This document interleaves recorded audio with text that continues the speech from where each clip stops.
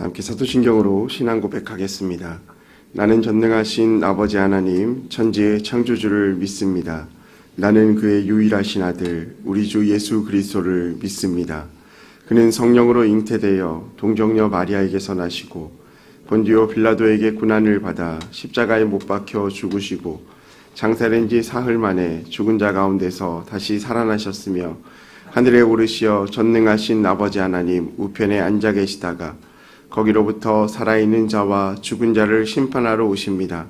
나는 성령을 믿으며 거룩한 공교회와 성도의 교제와 죄를 용서받는 것과 몸의 부활과 영생을 믿습니다. 아멘. 다음께 찬송가 436장입니다. 찬송가 436장입니다. 나 이제 주님의 새 생명 얻은 몸 옛것은 지나고 새 사람이로다. 그 생명 내 맘에 강같이 흐르고 그 사랑 내게서 해같이 빛난다. 영생을 누리며 주 안에 살리라. 오늘도 내일도 주 함께 살리라. 주 안에 감추인 새 생명 얻으니 이전에 줬던 것 이제는 값없다. 하늘의 은혜와 평화를 맛보니 찬송과 기도로 주 함께 살리라. 영생을 누리며 주 안에 살리라. 오늘도 내일도 주 함께 살리라. 산천도 초목도 새 것이 되었고 죄인도 원수도 친구로 변한다. 새 생명 얻은 자 영생을 누리니 주님을 모신 맘 새 하늘이로다. 영생을 누리며 주 안에 살리라. 오늘도 내일도 주 함께 살리라.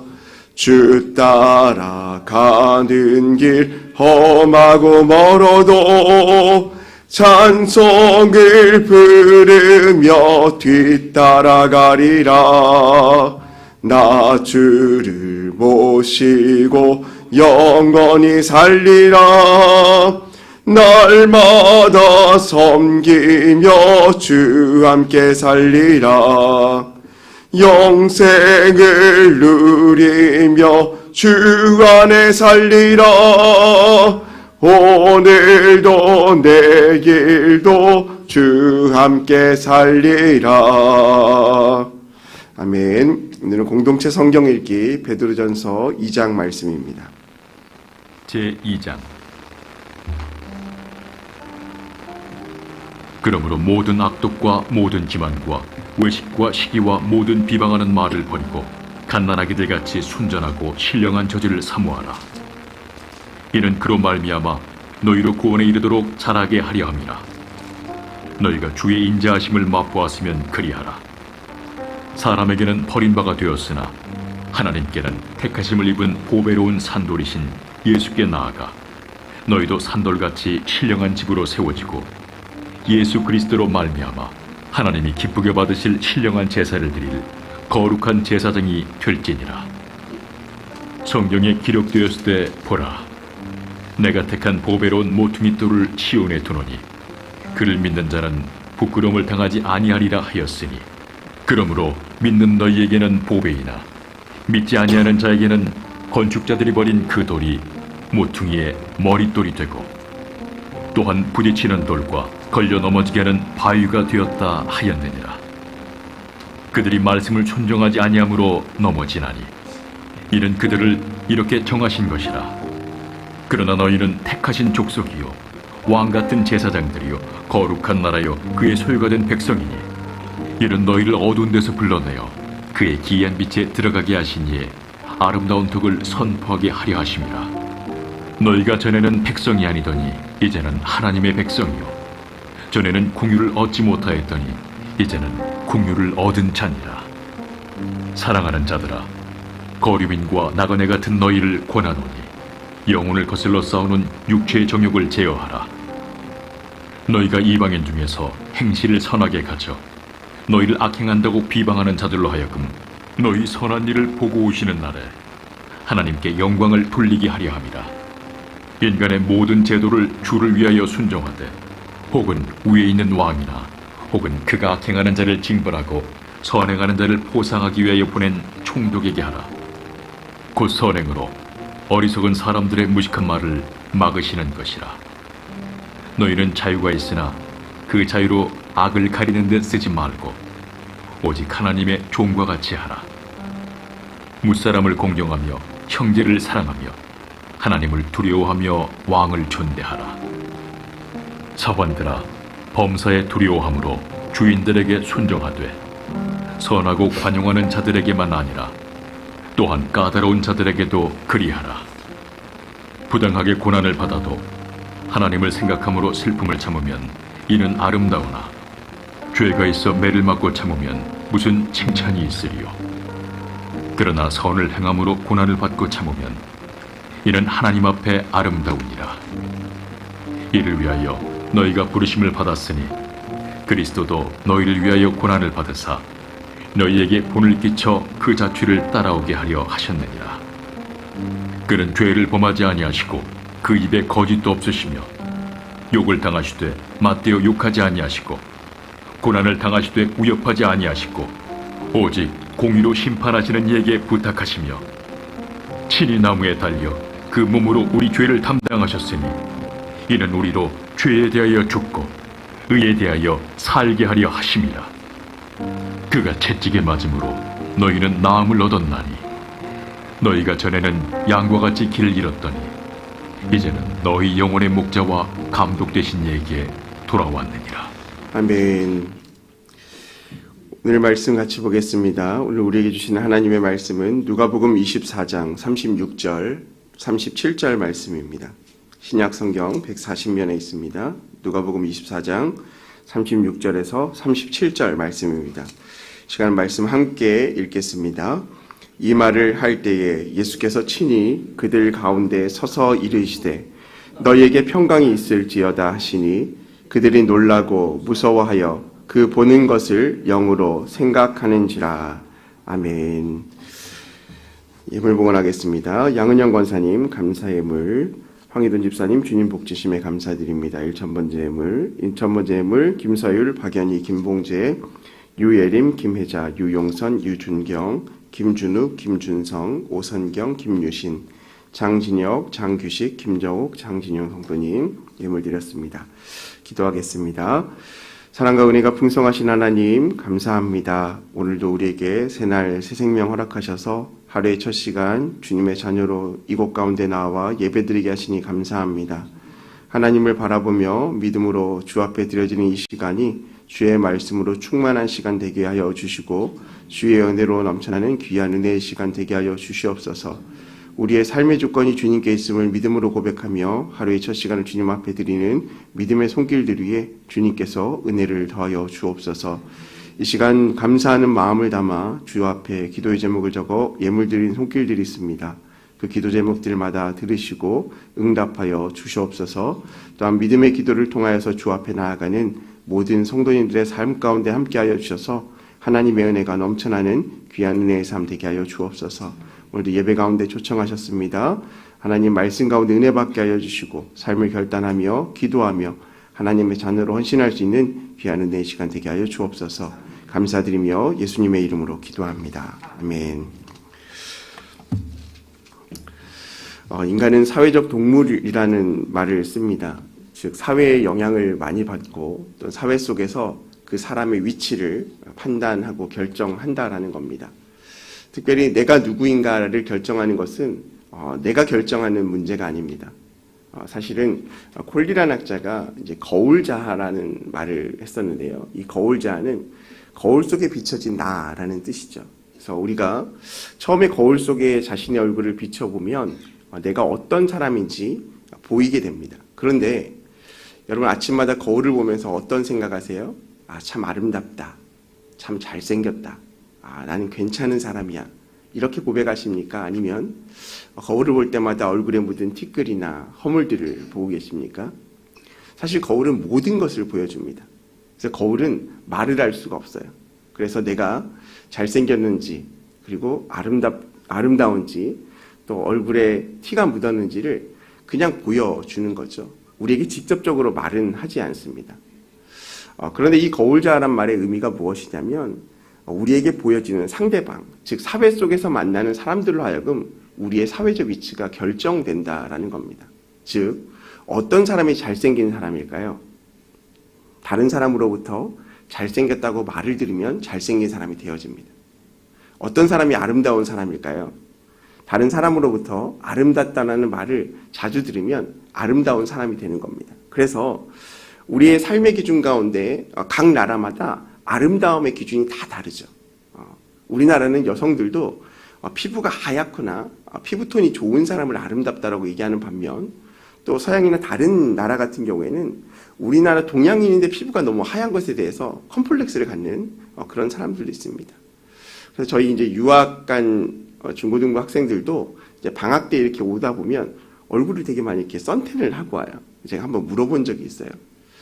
너는 왜 이렇게 얼굴을 이렇게 선탠을 많이 했니? 그랬더니 외국에서 보는 시각에 이 동양인의 이 황토색 얼굴이 그렇게 건강해 보이지 않는 피부톤이라는 거예요. 그래서 이제 까맣게 태닝을 하거나 이렇게 하면 건강해 보인다라는 얘기들을 하더라고요. 여러분 우리의 모습도 그렇습니다. 세상 가운데 내가 어떤 사람인지는 다른 사람이 나를 어떻게 판단하느냐에 따라서 내가 그런 사람이 되어지는 겁니다. 그래서 자아가 낮은 사람들은 다른 사람이 나를 이렇게 판단하고 이렇게 이야기하면 나는 그런 사람이구나 라고 좌절하고 절망하기도 하고 때로는 다른 사람들의 칭찬을 통해서 나는 이렇게 소중한 사람이구나 라는 생각들을 한다라는 겁니다. 그래서 우리나라 사람들이 많은 사람들이 사회적으로 세상 사람들에게 보여지는 나의 모습에 참 많은 신경을 씁니다. 근데 중요한 건 무엇입니까? 그것이 다가 아니다라는 거죠. 사람을 표현하고 대변하는 것이 겉모습만이 아니라 우리의 속사람, 우리의 인성과 우리의 속사람의 것인데 그것은 무엇이 우리의 그것을 또 판단해 줄까요? 그 물음표를 던질 필요가 있죠. 스코틀랜드의 종교 개혁자인 존 낙스 목사님의 무덤에 이런 글귀가 적혀 있다고 합니다. 여기 하나님을 두려워하였고 결코 어떠한 사람도 두려워하지 않았던 자가 누워있다. 그러니까 존 낙스 목사님께서 인생에 두려워한 존재와 두려워하지 않는 존재를 얘기하는데 하나님을 두려워하였더니 세상을 두려워하지 않은 존재가 됐다라는 거예요. 여러분 우리는 사회적 동물이라고 하면서 사실 하나님을 두려워하지 않아요. 사람들에게 비춰질 나의 모습만 두려워하지 하나님 앞에 비춰질 나의 모습은 잘 두려워하지 않습니다. 왜 그렇습니까? 하나님이 나와 가까이 있다라고 생각하지 않기 때문에 그래요. 근데 존 낙스 목사님이 얘기한 것처럼 하나님을 두려워하였고 세상을 두려워하지 않는 사람, 이것이 어쩌면 신앙인으로서 건강한 자아를 가지고 있는 우리의 모습이 되어야 할 줄로 믿습니다. 그러면 우리가 어떻게 하나님을 바라보고 나아가야 할지 고민할 수 있어야 합니다. 만약 예수님께서 이 자리에 우리 가운데 오신다면 우리의 어떤 모습을 보기 원하실까요? 세상 가운데 아름답게 꾸며진 모습, 세상 가운데 보여진 지위, 세상 가운데 비춰진 인정받는 우리의 자아들을 볼까요? 아니면 우리의 내면 깊숙한 곳에서 하나님을 바라보고 하나님을 경외하고 두려워했던 그 모습을 바라보실까요? 말하나 마나입니다. 하나님이 이 땅 가운데 오시고 예수님께서 다시 오셔서 우리를 만나 주신다면 분명 그 모습을 기대하고 계실 것입니다. 오늘 그 예수님께서 제자들을 찾아가십니다. 오늘 36절과 37절 말씀에 예수님께서 직접 제자들을 찾아가시는데요. 그 현장 가운데 예수님이 찾아가셨을 때 제자들의 반응을 보시면 37절 말씀에 뭐라고 나와 있습니까? 그들이 놀라고 무서워하여 그 보는 것을 영으로 생각하는지라. 예수님께서 십자가 사건으로 죽으셨습니다.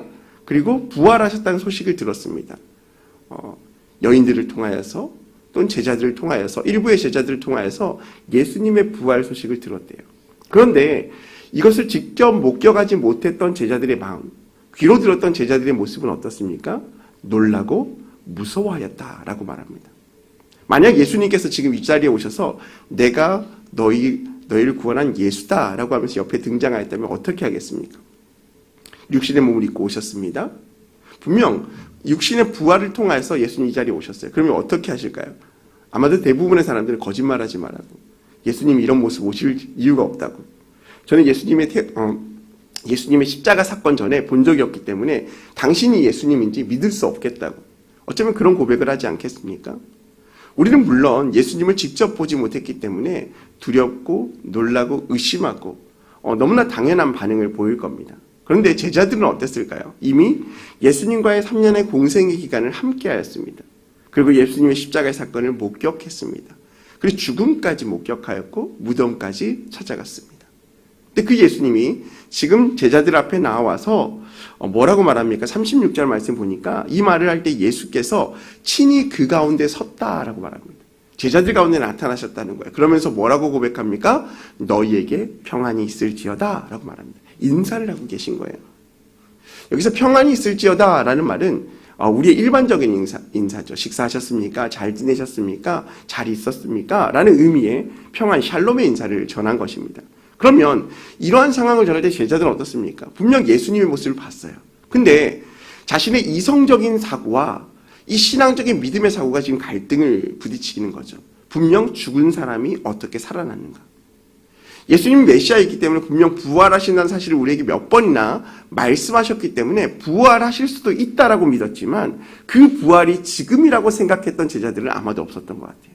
그렇기 때문에 예수님의 부활의 영을 보았을 때 놀라고 무서워하였다라고 고백하고 있는 것이죠. 여러분, 그래서 많은 제자들은요, 예수님이 이곳 가운데 오셨을 때 어쩌면 예수님은 영이다라고 생각했을 것입니다. 만약 우리에게도 그런 상황이라면 그렇게 생각하지 않겠습니까? 이런 마르다도요, 예수님의 부활에 대해서 고백을 하죠. 마지막 날의 부활 때에는 예수님께서 살아날 줄을 믿습니다라는 고백을 했어요. 그런데 그때가 지금일 줄은 모르는 거예요. 우리의 믿음도 마찬가지지 않습니까? 예수님에 대해서, 하나님에 대해서 하나님은 이런 분이십니다, 예수님은 이런 분이세요 라고 고백하고 있지만 그 시간이 지금에 다가올 때 우리는 과연 나는 준비되어 있는가? 그리고 그것을 감당할 만한 내 모습이 되는가? 이런 생각들을 우리가 할 수 있게 되는 거죠. 근데 오늘 본문은 친히 그 가운데 섰다라고 강조하고 있습니다. 그 말은 무엇입니까?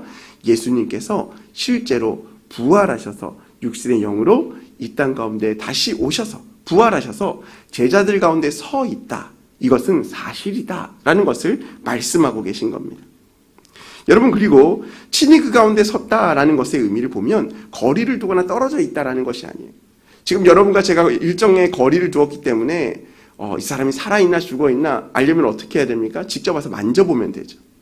근데 예수님께서 친히 그 가운데 섰다라는 말은 함께 살을 부딪히고 함께 호흡하며 예수님께서 분명하게 부활한 그 현장 가운데 제자들과 서 있다라는 것을 의미하고 있는 것입니다. 여러분, 예수님은 어떻게 이 자리에 임하셨습니까? 제자들의 일상 가운데 임하셨다라는 사실입니다. 여러분, 우리가 하나님을 바라볼 때도 하나님은 우리의 일상 가운데 오시는 하나님이신 줄 믿으시기 바랍니다. 예수님의 역사도 단순히 우리가 뭔가 떨어진 것처럼 우리는 간구하면 주님은 그곳에서 들으시고 그곳에서 역사하시는 것이 아니라 우리가 기도하고 간구하면 우리 가운데 계신 성령님을 통하여 우리의 삶의 현장 그곳에서 하나님의 역사가 이루어지시는 줄 믿으시기 바랍니다. 이것이 은혜입니다. 여러분, 세상 사람들과 우리가 구별되는 것이 무엇입니까? 같은 사회 속에서 같은 공기를 마시고 같은 삶을 살아가지만 그들과 우리의 다른 점은 예수 그리스도가 우리 안에 살아계시느냐 안 계시느냐의 차이입니다. 그래서 우리는 보이지 않지만 보고 믿고 있습니다. 보이지 않지만 믿음의 눈으로 하나님을 바라보고 그 영을 따라가며 하나님을 신뢰하며 나아가는 삶을 살아가고 있는 것입니다. 그렇기 때문에 존 낙스 목사님이 고백한 것처럼 이 땅 가운데 살아갈 때 우리가 세상을 두려워하는 삶이 아니라 하나님을 두려워하고 하나님을 경외하는 삶을 살아갈 수 있다라는 사실입니다.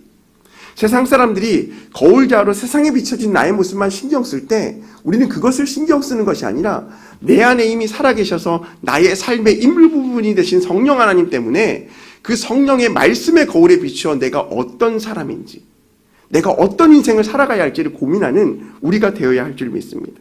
여러분, 제자들은요, 지금 부활하신 예수님을 보았습니다. 직접 이전에 목격한 사람들도 있고 어떤 사람들은 부활의 소식을 들은 사람들도 있습니다. 우리는 말씀을 통하여 예수님의 죽으심과 부활하심과 다시 오실 이야기들을 들은 자입니다. 그러면 우리는 어떻게 신앙생활을 해야 될까요? 나는 예수님 보지 못했으니까, 나는 직접 만나지 못했으니까 좀 덜 믿는 거 괜찮지 않습니까? 직접 봐도 믿는 게 어려운데 내가 귀로만 듣고 눈으로만 읽은 이 말씀을 어떻게 100% 신뢰할 수 있습니까? 그러니까 저는 좀 연약해도 괜찮지 않습니까? 라고 자신을 위안 삼을 수 있습니다. 그렇지만 분명한 것은 무엇입니까?